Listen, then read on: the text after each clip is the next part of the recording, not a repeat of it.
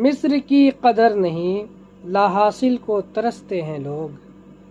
اگر آپ اپنا وقت اسی امید پر گزار رہے ہیں کہ جس کسی نے بھی آپ کا دل دکھایا وہ کبھی پچھتائے گا یا پھر اس کے نتائج بھگتے گا، تو آپ اپنے دل و دماغ کو دوسری بار اذیت دینے کی اجازت دے رہے ہیں۔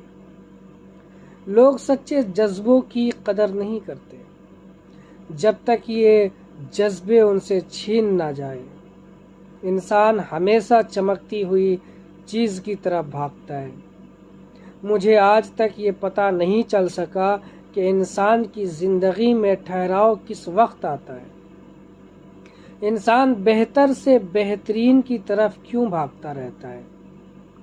جو انسان کے پاس موجود ہے اسی پر قناعت کیوں نہیں کرتا؟ بہتر سے بہترین کی تلاش میں انسان عام سے بھی ہاتھ دھو بیٹھتا ہے۔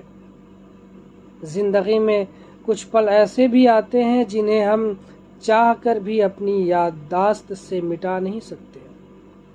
مجھے اختلاف ہے ان لوگوں سے جو کہتے ہیں وقت ہر زخم کا مرہم ہے۔